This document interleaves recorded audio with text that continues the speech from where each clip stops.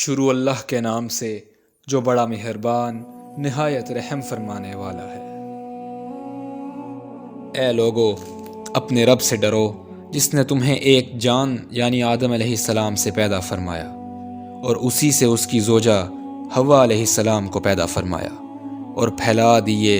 زمین پر ان دونوں میں سے بہت سے مرد اور بہت سی عورتیں، اور اس اللہ سے ڈرو جس کے نام پر تم ایک دوسرے سے حقوق مانگتے ہو،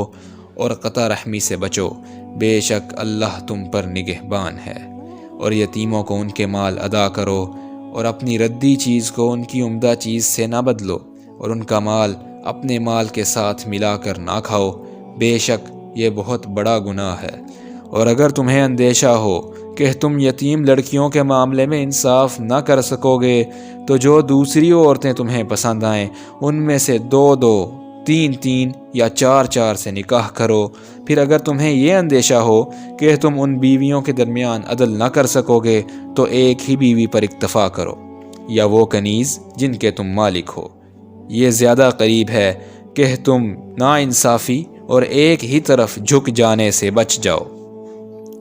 اور عورتوں کو ان کے مہر خوشی سے ادا کرو، پھر اگر وہ اپنی خوشی سے تمہارے لیے اس میں سے کچھ حصہ چھوڑ دیں تو اسے خوشگوار سمجھ کر مزے سے کھاؤ۔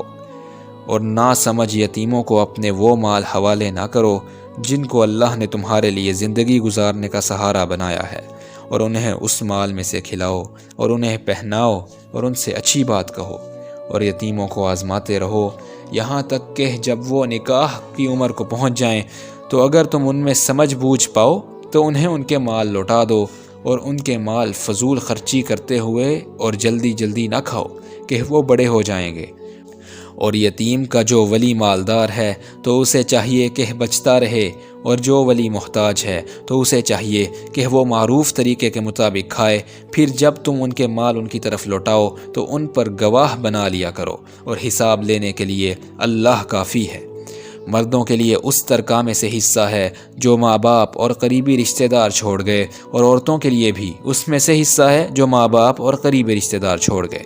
خواہ وہ ترکہ تھوڑا ہو یا زیادہ، اللہ کی طرف سے مقرر کردہ حصہ ہے۔ اور جب وراثت کی تقسیم کے وقت حاضر ہوں غیر وارث قرابت دار اور یتیم اور محتاج، تو انہیں بھی اس میں سے کچھ دے دو اور ان سے اچھی بات کہو۔ اور چاہیے کہ لوگ یتیموں کے معاملے میں ڈریں کہ اگر وہ اپنے پیچھے کمزور اولاد چھوڑ جاتے تو وہ ان کے بارے میں کتنے فکر مند ہوتے، تو انہیں چاہیے کہ اللہ سے ڈریں اور چاہیے کہ سیدھی بات کہیں۔